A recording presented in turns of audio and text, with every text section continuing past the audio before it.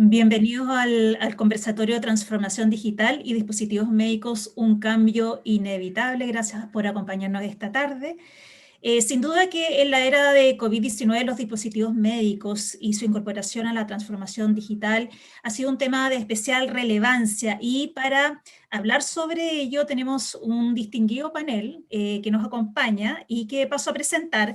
Bienvenida Ana Riquelme, directora ejecutiva de la Asociación Mexicana de Industrias Innovadoras de Dispositivos Médicos, AMID. Muchas gracias por acompañarnos. Gabriela Garham, gerente general de la Asociación de Dispositivos Médicos de Chile, ADIMED. Gracias, Gabriela. Y César Galindo, subdirector de interoperabilidad del Centro Nacional en Sistemas de Información en Salud, CENS de Chile, y presidente del capítulo chileno de HL7. Muy buenas tardes y gracias por estar hoy día con nosotros. La primera pregunta para comenzar esta conversación. ¿Por qué y para qué los dispositivos médicos son fundamentales en la transformación digital del sector salud? César, ¿qué podrías decirnos desde tu visión académica y que genera este puente entre lo público y lo privado? Bien, muchas gracias, Lorena. Primero, partir agradeciendo la invitación. Para mí es un honor estar aquí en este evento. Y antes de comenzar, antes de partir respondiendo tu pregunta de manera directa, me gustaría hacer primero que nada una definición, o tomar la definición que hace la OMS respecto a lo que son los dispositivos médicos, porque en general el ambiente tiende a confundir los conceptos de lo que puede significar un dispositivo médico en general. Entonces, yo soy muy malo para aprenderme las cosas de memoria, así que voy a leer directamente la definición de la OMS, que dice: el término de dispositivo médico hace referencia a cualquier instrumento, aparato, implemento, máquina, implante, reactivo para uso in vitro, software, material u otro artículo similar o relacionado.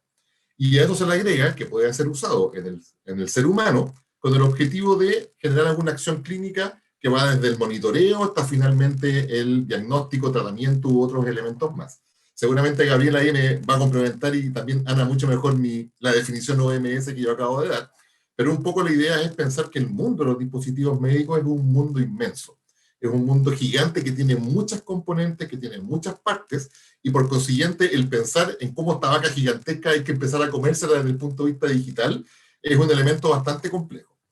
Ahora, yo diría que más que la importancia de los dispositivos médicos en la transformación digital, yo pensaría en cómo los dispositivos médicos hoy día se hacen parte de la transformación digital con el objetivo de impactar y dar beneficios al sistema de salud, y en la última derivada, la más importante, en beneficiar a los pacientes, que por lo más creo que es el último tópico que vamos a conversar el día de hoy. Por lo tanto, más que cuál es la importancia fundamental de los dispositivos médicos en la transformación digital, es cómo la industria y los dispositivos médicos en general se hacen parte de esta transformación digital para aportar. Y desde ahí, entonces, la vinculación que existe entre la industria para poder poner productos potentes en el mercado, que usen hoy día los recursos informáticos y digitales que están a disposición en los avances tecnológicos, y la vinculación con las universidades o los centros de investigación que ponen el liderazgo de esta industria con el objetivo de avanzar en torno a dispositivos cada vez más centrados en el paciente, menos invasivos, usando mucho mejor las tecnologías de la información, toma más relevancia. Surgen algunas dudas, ¿sí? Como por ejemplo, ¿dónde está la diferencia entre software y dispositivo médico? La verdad es que son lo mismo, pero a veces un mismo dispositivo médico tiene la conectividad con el paciente y al mismo tiempo tiene la conectividad con el mundo informático. Y sobre ese aspecto se va a haber un debate que va a ser fuertemente requerido o fuertemente discutido en los próximos meses, seguramente, y en los próximos años, más aún después de la pandemia. Ana, en este sentido, ¿cómo coincides con César respecto a este vínculo, en el fondo, de los dispositivos médicos con el tema de salud digital? ¿Cómo se ve esta realidad en el caso de México? Claro que sí, Lorena. Muy buenos días a todos y saludos desde México. También quiero agradecer a los organizadores de este evento por la invitación. Déjenme les doy algunos ejemplos muy prácticos de lo que son los dispositivos médicos al amparo de la definición que ha hecho César, que parte de un estándar internacional. Tenemos, por lo menos en México, 6 grandes categorías de dispositivos médicos. La primera son los famosos equipos médicos, que es como lo más visual. Y en esta pandemia, pues los ventiladores, monitores y concentradores de oxígeno han tomado relevancia. En segundo lugar, tenemos el material quirúrgico y de curación, que cualquier profesional de la salud está muy acostumbrado a utilizarlos, en cualquier cirugía, en cualquier hospital se utilizan. Insumos odontológicos que no son tan comunes en la percepción de la población en general. Equipos de diagnóstico, que también con esta pandemia han tomado especial relevancia. Y por último, prótesis, órtesis y ayudas funcionales. El tema de software, como bien refiere César, es muy importante porque a nivel mundial estamos considerando a nivel regulatorio cómo incorporar estos avances tecnológicos y optimizarlos en el esquema de salud. Déjenme les platico en los últimos segundos que me quedan cómo funciona el sector público y privado de salud en México. El 80% de los dispositivos médicos son utilizados en sector público. Ustedes saben que tenemos grandes instituciones como el INSABI y el Instituto Mexicano del Seguro Social. El 20% es utilizado en el sector privado. En México contamos con más de 10,000 registros sanitarios que atienden 75 especialidades médicas. Obviamente, tengo que mencionarlo, el papel de los dispositivos médicos aquí en México ha estado un tanto relegado con el paso de los años en el sistema de salud, porque si bien es cierto, México ocupa el primer lugar en exportaciones en Latinoamérica y el 8º a nivel mundial, tenemos el lugar número 48 de consumo per cápita del mundo. Esto, y con esto voy a finalizar mi respuesta, en ese sentido, creo que el papel de los dispositivos médicos en la transformación digital y ahora con el contexto de la actual pandemia debe de ser muy relevante y en ese sentido la asociación que yo con mucho cariño represento debe estar muy atento a los esfuerzos del gobierno federal y mencionaré más adelante en las siguientes preguntas. Gracias, Lorena. Gracias, Ana. Gabriela, ¿cuál es la experiencia en Chile respecto al vínculo entre dispositivos médicos y salud digital? ¿Ha habido avances en este periodo? La verdad es que todo lo que ha acontecido nos ha llevado a llevar la salud a las personas en vez de que las personas vayan a la salud. Y ahí la tecnología, como bien explicó César, ya en los dispositivos médicos cumplen un rol fundamental. Todavía no hemos implementado todas las capacidades que podríamos y en eso estamos trabajando también con el SENS, pero lo que pasa hoy día es que el dispositivo pasa a ser un elemento importante en lo que se refiere a la información o la data, que tiene que ver con la información que le puede entregar a un profesional de la salud o a la misma persona que lo usa, un paciente, una persona, para la toma de decisiones en salud. Con todo lo que ha llevado a tener que pasa a ser una fuente importante de recursos que debemos saber cómo utilizarlos, como bien explicaba César, para mejorar tanto la calidad de la atención como mejorar la salud de las personas. Perfecto. Y en ese sentido, ¿qué tan relevante es la interoperabilidad, tanto en lo que se ha desarrollado como en los pasos que vendrán en términos de salud digital, para que se acelere este proceso o continúe? Como representante de la industria de innovación de dispositivos médicos en Chile, la data que generan estos dispositivos es un recurso muy, muy valioso que, como les comentaba, permite y nos lleva hacia, pensando en el futuro, si fuéramos a elucubrar de que hay cosas que vinieron para quedarse y otras que no sabemos cómo se van a resolver. Hoy día la situación actual, de las cosas que vinieron para quedarse, una de las fundamentales es esta información que entregan los dispositivos y cómo permiten tomar mejores decisiones en salud, cómo nos van a llevar a una medicina más personalizada, más preventiva. Ya viene todo un desarrollo tecnológico de los sensores que van a poder mirar temperatura, que ya están mirando, por ejemplo, el azúcar en la sangre en los pacientes diabéticos o la presión en los pacientes hipertensos, que son las dos patologías crónicas más grandes que tenemos en nuestro país, de cómo esa información puede llegar a los profesionales de la salud en forma oportuna para la toma de decisiones y evitar complicaciones futuras. Perfecto. En el caso de México, Ana, ¿qué tan relevante es el concepto de interoperabilidad también? Muchas gracias, Lorena. Pues bueno, primero darles alguna información de datos. En México, el 26% de la población se ubica en zonas rurales. México es un país muy grande, de difícil acceso, y hay servicios muy básicos de salud en algunas poblaciones muy alejadas, en donde, pues, por lo menos yo no conozco, ¿no? En ese contexto real de nuestro país, el papel de la interoperabilidad es fundamental.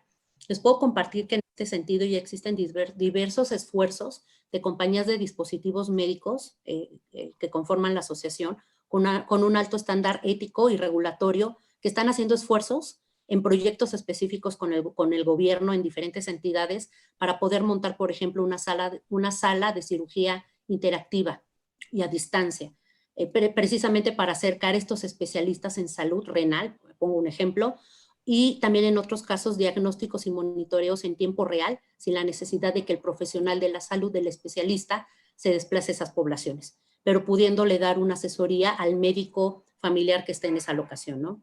Además de esto, es muy importante considerar que este tipo de esfuerzos han sido aceptados por proyectos específicos en este momento del gobierno mexicano. En su momento estuvo muy en boga la telemedicina, liderado por el Centro Nacional de Excelencia Tecnológica, que dejó muy buenos pasos desde el 2006 en el país. Caravanas de la salud, que son esfuerzos permanentes y que operan en poblaciones de difícil acceso. Y por último, el gran ejemplo es el diagnóstico de COVID-19 en ciudades o barrios de alta prevalencia de la enfermedad. Lo que sucede es que precisamente el profesional de la salud se encuentra en los hospitales y precisamente con esta interoperabilidad de los casos de COVID se les va dando una respuesta a los pacientes sin necesidad que se traslade continuamente el profesional, sabiendo que él lo que tiene que hacer es estar en el hospital atendiendo a los casos. Eso es lo que te tengo que decir. Muchas gracias, Ana. César, ¿qué tanto debemos avanzar todavía en interoperabilidad para, en el fondo, seguir construyendo de manera más positiva los términos de salud digital? La verdad es que un mundo entero y mucho más que eso, porque este es un Nos camino queda sin 3 fin. galaxias más que construir. Más o menos, claro. Yo creo que nos quedan 3 galaxias más para construir. Y la verdad es que hay que hacer la diferencia. La industria en general y el ecosistema de salud en general entiende la integración como una necesidad, la integración de datos como una necesidad. Y la industria también hace lo mismo. Sin embargo, el paso entre integrar e integrar de manera interoperable es un paso sideral. Porque cuando tú integras información, comúnmente lo haces al modo como a ti se te ocurre hacerlo. Pero cuando tú apuntas a interoperar, lo haces usando estándares que permitan que la comunicación sea altamente escalable y por consiguiente tú podrías hacer que el mercado se abra a toda la industria para los mismos casos de uso. Y eso le da una ventaja tremenda a la industria, pero también le da una ventaja tremenda al ecosistema, porque podría abrir no solamente mercado y competencia, sino que además mejorar la puesta de datos para poder hacer manejo de ellos y ser mucho más informado en el manejo de los datos. Y bajo eso entonces es importante que la consideración de la industria, que ha ido de a poco haciéndolo, y también de los tomadores de decisiones a nivel país, se oriente a que la comunicación de datos sea usando estándares internacionales, como por ejemplo los de HL7. ¿Y qué implicaría eso? ¿Qué implica avanzar hacia una salud mucho más conectada, usando estándares, y por consiguiente mucho más escalable, con mucho más competencia, con mucho más mercado para abrir y por consiguiente para explorar? Eso implica que tú le empiezas a dar a los tomadores de decisiones, le empiezas a dar a los equipos clínicos lo que se llama el empowerment, que es que ellos puedan a partir de ese momento empezar a tomar con datos en tiempo real información mucho más certera con el objetivo de o mejorar las capacidades del sistema asistencial para poder brindar mejor, para poder tener mejores estrategias que aborden las realidades actuales, o eventualmente en el uso primario de la información, mucho más empoderamiento al médico, al equipo clínico para poder solucionar los problemas que tienen los pacientes. Pero además, yo sé que estoy en la tercera pregunta, también le da la capacidad de empoderar al paciente con su información y por consiguiente de hacer que el paciente como tal sienta que el sistema de salud responde de mucho mejor manera. Entonces, el interoperar en dispositivos médicos, que es un elemento fundamental en el manejo de la salud, hoy día empieza a tomar cada vez más relevancia, y es por eso que con Adimech como Sense hoy día tenemos una alianza y estamos generando, de hecho, una plataforma interoperable para poder conectar a la industria a través de un estándar único con los registros clínicos electrónicos y cumplir con los objetivos que acabo de plantear. Es fantástico. Ana, ya que César mencionó, quisiéramos como abordar finalmente el principal beneficiario de esto, que son los pacientes. Quizá muchas veces, al menos en Chile nos pasa que se habla de dispositivos médicos y suena como tan tecnológico, un poco frío, pero finalmente esto va en beneficio de la calidad de vida, bienestar y salud de los pacientes. Y en este sentido, tú mencionaste, por ejemplo, que en México hay una realidad rural muy importante. Entonces, ¿de qué manera se ha beneficiado y se seguirá beneficiando el paciente a través de la salud digital? Claro que sí, Lorena. Pues les voy a poner algunos ejemplos que han permeado muy bien en nuestro sistema de salud. Como ya lo había mencionado anticipadamente, cirugías remotas, es la famosa telemedicina, porque por cada médico familiar que está en una población alejada, hay pocos profesionales de la salud con alguna especialidad, y pues en México es uno de los primeros lugares en enfermedades renales, que tiene una serie de padecimientos alrededor de esa enfermedad.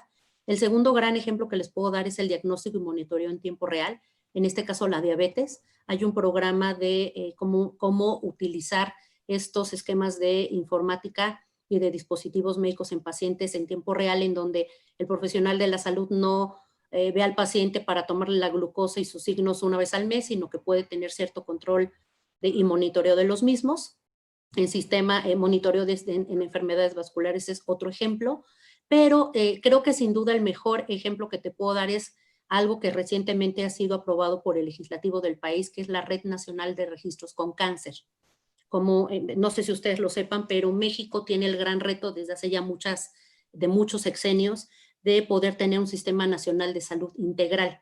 Si el 80% de los pacientes acuden al sistema público de salud en México, pero tenemos 5 grandes entidades, que es el IMSS, el ISSSTE, ahora el INSABI, más los hospitales regionales, pues obviamente cada paciente va perdiendo la noción de su propia información si cambia de un estado a otro o si cambia de un régimen a otro, ¿no? Por ejemplo, los trabajadores en México están adscritos al IMSS, pero si son trabajadores del Estado es al ISSSTE, pero si no tienen seguridad social están en el INSABI, y entonces cuando cambia de un lugar a otro van perdiendo su información.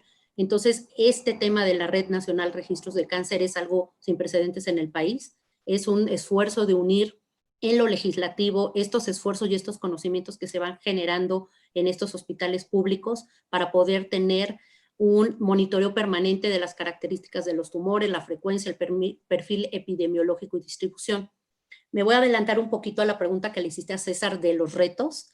En México lo que sucede actualmente es que se necesita un gran esfuerzo legislativo y político para que se pueda unificar y estandarizar la información que todos los profesionales de la salud van resguardando en los sistemas públicos y privados.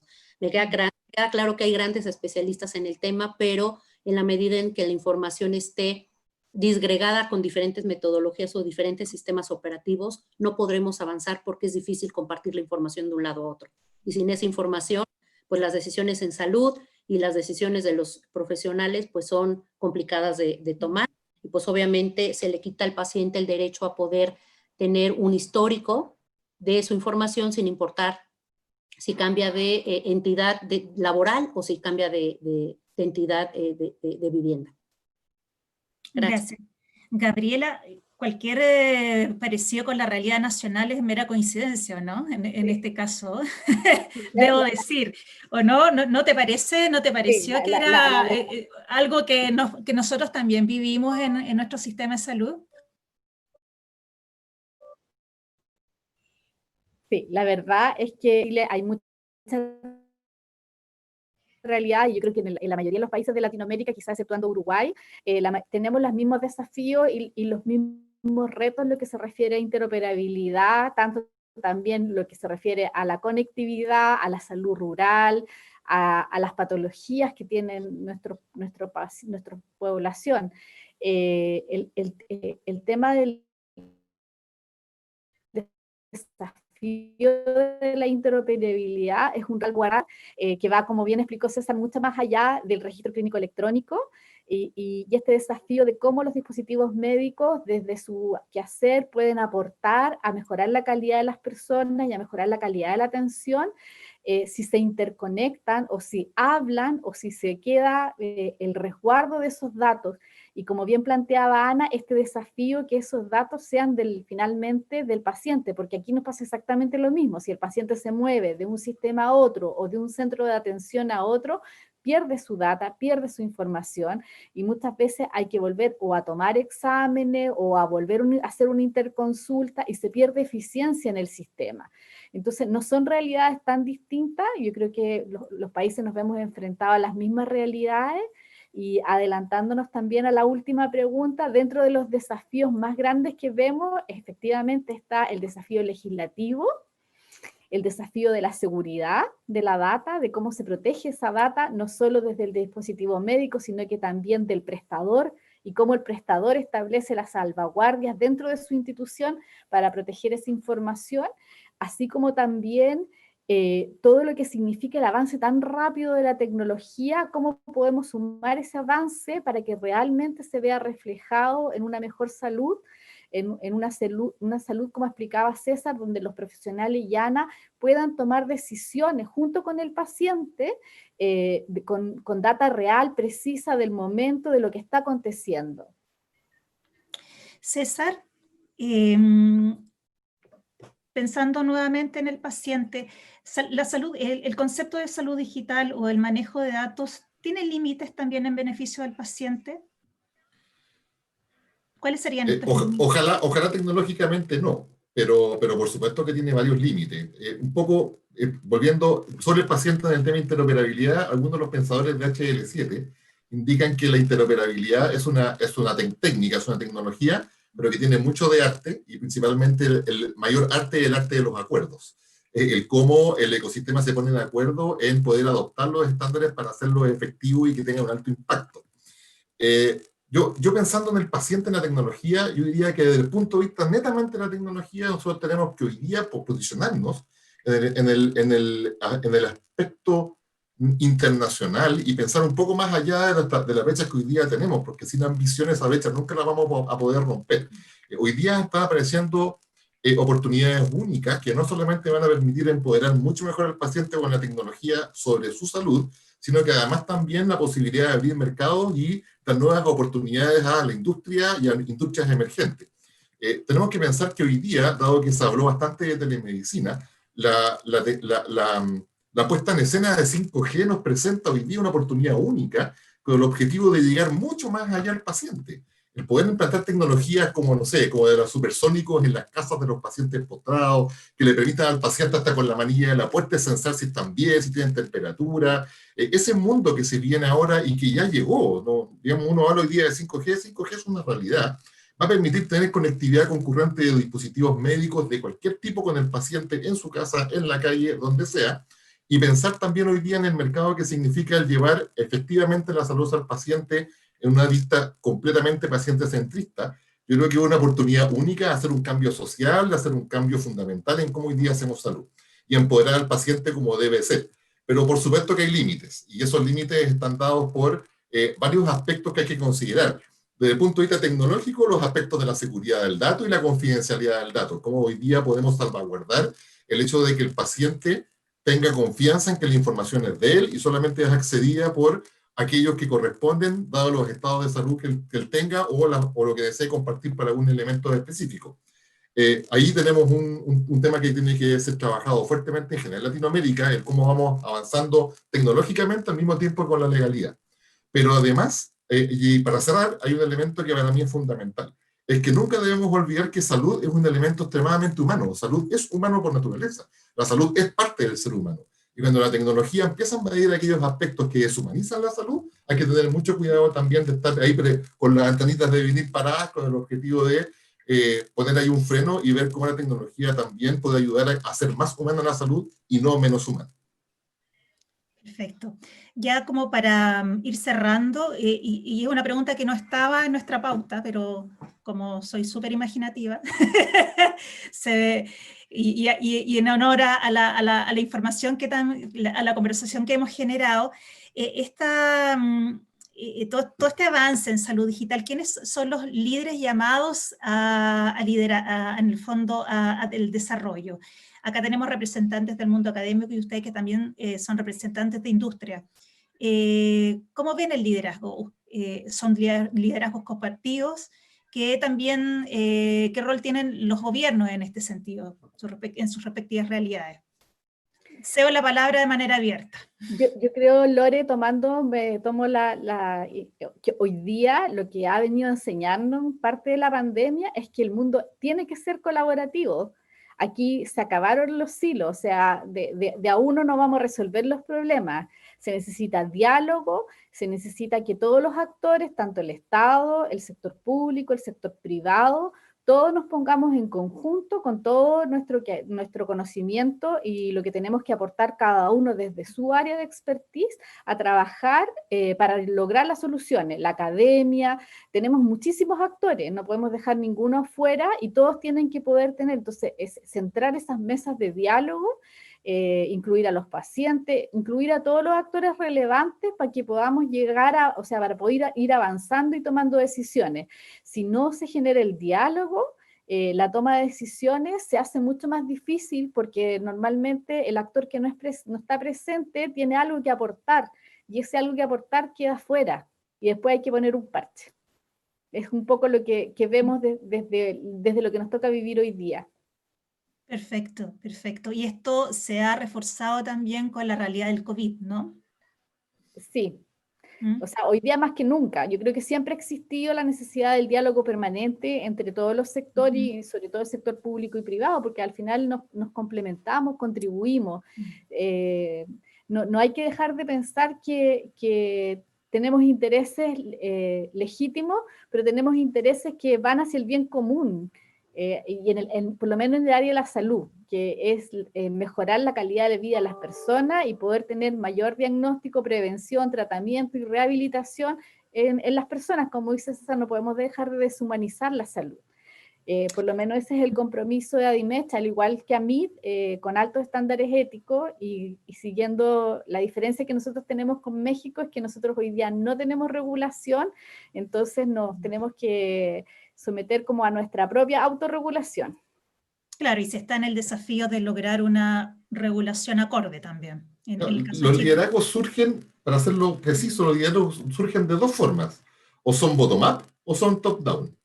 Lo ideal es que sean top-down, que vengan de la articulación de una voluntad política a nivel de país, para desde ahí escuchar, porque tenemos que aprender a escuchar todos, no solamente el Estado, sino que también la academia tiene que aprender a escuchar, sino que también la industria tiene que aprender a escuchar, pero cuando hay una voluntad política en avanzar hacia un elemento determinado, con una política clara para hacerlo, entonces claramente las cosas se simplifican mucho más. Y si no sabemos escuchar, llegamos abajo al nivel técnico para que se puedan implementar. La otra posibilidad es que cuando esto no pasa, que no es lo preferible, sea bottom-up. Y eso quiere decir que desde abajo las necesidades son tan grandes que se articulan solas hasta que son tan ebullientes que hacen que se genere automáticamente la voluntad política también. Entonces están los dos caminos. Yo prefiero el camino de la convivencia sana, y eso quiere decir partir de arriba para abajo, porque el Estado tiene claras las necesidades, porque los tomadores de decisión tienen claras necesidades, y desde ahí tengan la capacidad y el liderazgo para aunar criterios y desde ahí trabajar todos en conjunto. Y como dice Gabriela, claramente, a mi impresión, la pandemia nos ha enseñado a que así tiene que ser. Ojalá que así sea. En el caso de México, Ana, también Sí. se ha evidenciado la necesidad de un trabajo colaborativo entre el mundo público y privado. Quiero ser positiva en esta respuesta. Hemos tenido bastantes intentos de colaboración con el actual gobierno. Sabemos que ha sido muy disruptivo en los últimos meses en su esfuerzo, que es muy plausible, de darle y dotarle de salud a todos los mexicanos. A muchos mexicanos que nunca han tenido acceso a la salud se les está dotando por primera vez de ese derecho, que está en la Constitución de nuestro país desde 1917. En ese sentido, a nivel conceptual, aplaudimos los esfuerzos del actual gobierno del licenciado López Obrador. Sin embargo, nos gustaría poder tener la posibilidad de sumarnos un poco más como sector de dispositivos médicos, pues para poderles proveer de opciones, de soluciones para poder acompañarlos en este gran reto que están teniendo. A mí me gustaría ponerlo, que seguramente es del conocimiento de todos ustedes, un concepto muy valioso a nivel economía de la salud, que es la salud basada en valor, que es poner al paciente en el centro de la conversación. ¿Qué es lo que realmente necesitan los pacientes en México que están en un tratamiento de diabetes, de problemas renales, que son la mayor prevalencia en nuestro país, de cáncer, otras enfermedades, para poder tomar soluciones en conjunto, tanto academia como gobierno, como el sector fabricante de estos insumos, y poder tomar las mejores decisiones? Tienen que ser decisiones basadas en estándares, basadas en procesos, para poder aprovechar precisamente pues este mood que nos ha dejado la pandemia, de que se puede lograr grandes decisiones y grandes avances, pero que se necesita ser un esfuerzo permanente. Necesitamos estar en un círculo virtuoso en donde todos podamos aportar con nuestro grano de arena y con nuestro expertise, porque si no, pues prácticamente son esfuerzos aislados que todos vamos a estar tomando y cuando lo mejor que podríamos decidir es eficientar los recursos mexicanos y los recursos en salud que tenemos en favor de los pacientes. Muchas gracias, Ana. Gabriela. Solo para complementar lo que dice Ana, y muy de acuerdo con ella, hoy día en Chile estamos viviendo una situación única que nos plantea la posibilidad de hacer reformas en el sistema de salud, y el pensar en poner al paciente en el centro, más allá del discurso per se, sino que como un acto real, y pensar a que podemos cambiar a soluciones de valor agregado, value-based o manejo de riesgo, o distintas soluciones donde se establezca el diálogo entre los distintos actores, es fundamental para lo que se nos viene. Muchas gracias, Gabriela. Nosotros nos vamos a ir despidiendo en honor al tiempo. Hay algunos panelistas acá que tienen otros compromisos. En breve minuto más, me parece que no hubo preguntas. Sí hay. Y hubo preguntas. Entonces, Beatriz, adelante. Sí, señora. Hay dos preguntas aquí. La primera la realiza Juan Carlos y dice, ¿HL7 es el mejor estándar para interoperar? ¿Quién respondería? Me saco el sombrero del CENS y me pongo el sombrero de HL7 Chile.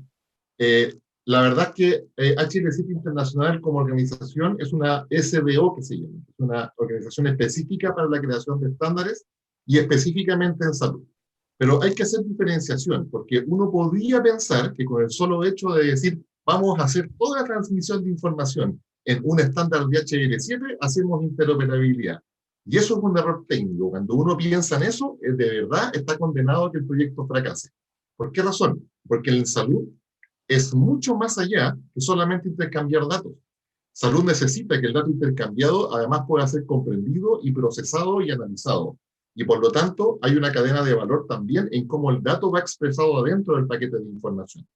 Y cuando uno hace interoperabilidad, se entiende que se requieren pilares para interoperar. Entre eso, por ejemplo, las terminologías, los identificadores de pacientes, los identificadores de prestadores, el capital humano avanzado para hacer las implementaciones, buenas arquitecturas, la seguridad y sobre eso el estándar. Si me preguntan a mí, para los estándares de transporte e información, llamados sintácticos, ¿quiénes son los estándares que lideran? Claramente son los de HL7. Y es muy útil que los países tengan capítulos locales que puedan representar los intereses del estándar dentro de cada país y de esa manera tener un fuerte fiato con lo que hace la organización internacional. Muchas gracias. También tenemos otra pregunta y dice Carolina, pregunta, ¿creen ustedes que junto a las deficiencias de los sistemas de salud y la conectividad, también se une la apatía de algunos profesionales de la salud en aprender nuevas tecnologías? ¿Cómo hacerlos comprender que es necesario ese avance? Yo creo que ahí, más que la apatía, es que tenemos que entender que hay brechas y no todos somos, y me incluyo, no somos nativos digitales. Entonces, el desafío de cómo nos enfrentamos a la tecnología tiene que ver mucho también con las personas. Y esas brechas, de alguna forma, existen. Nosotros lo hemos visto y nos lo ha planteado la autoridad, de que muchas veces el usuario le cuesta adaptarse a la tecnología y en ese aprendizaje prefiere dejarla de lado y seguir con lo que está acostumbrado, pero porque tenemos que buscar la forma de cómo educar, y ahí nosotros como industria del mundo de los dispositivos médicos tenemos un rol fundamental en cómo enseñarle a las personas a usar de manera fácil los dispositivos médicos para que ellos puedan a su vez adaptarse a estas nuevas tecnologías de forma más rápida. Muy bien. ¿Alguien más va a responder? César, sí, por favor. Lo más corto, sé que estamos con el tiempo justo, pero también hemos cometido, desde el punto de vista informático, también la informática ha cometido pecados capitales en este sentido. De hecho, un médico, en algunos casos, prefiere mucho más seguir trabajando a papel que llenar una ficha extensa, horrible, que le demora 15 minutos más para poder ingresar la información a un sistema digital. Entonces, hoy día tenemos que pensar que todos los cambios que se producen en salud, en el enfoque de manejar los datos de manera digital e intercambiarlos, también tienen que ir acompañados con una fuerte gestión del cambio, capacitación, como decía Gabriela, educación y facilitación a los usuarios. Entre lo que entra también es que los informáticos hagan buenos diseños de usabilidad y de experiencia de usuario. Muchas gracias. Vamos a terminar con esta última pregunta que la hace Juan Carlos Ángel y dice, ¿existe una barrera natural de parte de los pagadores al implementar tecnologías y es el cómo cobro y cómo pago? Muchas veces dejando al lado la facilidad de implementación y calidad de vida de los pacientes. ¿Cuál es la posición de un pagador frente a estas propuestas de implementación rápida y eficiente de tecnologías? Pues, como bien mencionaba Gabriela y una servidora hace unos minutos, creemos que la solución es poderlo acotar sobre el concepto de salud basado en valor, poder demostrar que la tecnología médica y los dispositivos médicos no son un gasto, sino una inversión en salud, y que obviamente en la medida en la que sean utilizados de una manera eficiente, podrán generar resultados en salud. Entonces, los pagadores, al notar esta información, deberán de estar convencidos de que la tecnología acerca y no aleja en términos económicos a ellos como entidad y a los usuarios que son los pacientes. Gracias, Ana. ¿Alguien más Sí, para esa pregunta? Para el pagador hay una premisa, y es que si le hace más fácil la vida y poder recuperar o poder recibir el pago, entonces se va a poner de tu lado. Y precisamente el poder implementar sistemas que le faciliten al pagador esa acción y también al seguro público, al seguro privado de esa acción, entonces trabajamos en un buen camino. Y precisamente lo que tiene que hacer con este tipo de elementos es lograr que la vida de todos sea mucho más simple, tanto para el paciente como para el pagador, como para el prestador de salud. Y ahí, Elena, en el fondo Beatriz, reforzamos el concepto que estaba hablando Ana de cambiar el modelo de relación y dejar de pagar por prestación o fee for service, como le llaman en inglés, a empezar a pagar basado en el valor. Y hacia allá tenemos que llevar los modelos de salud. Muy bien, buen final. Muchísimas gracias, Gabriela. Lorena, gracias por la moderación también. Vamos entonces, cerramos el panel. Sí, gracias a ustedes por la posibilidad. Gracias, Gabriela, Ana, César, por habernos acompañado. Y bueno, hasta la próxima. Que estén muy bien.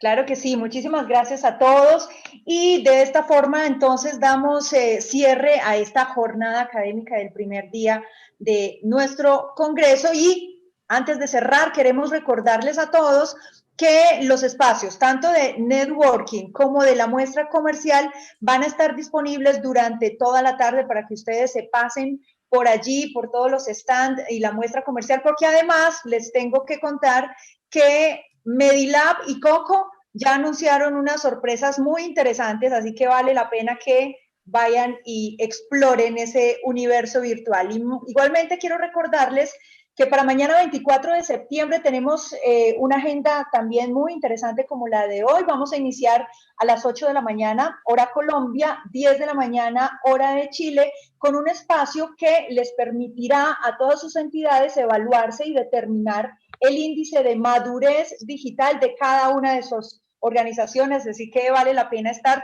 puntualitos mañana porque este tema pues está muy interesante para sus empresas. Cerramos el día agradeciendo nuevamente a todos nuestros patrocinadores, a Microsoft, Highland, Google Cloud, Elsevier, Genesis, Zebra, Siemens, Lolimsa, Carvajal, Coco, Medilab, Icontec, Novo Nordisk, Intersystems. Muchísimas gracias a todos los que participaron en nombre de RIA Smart Health y Latin Business Conference. Muchísimas gracias y que tengan un feliz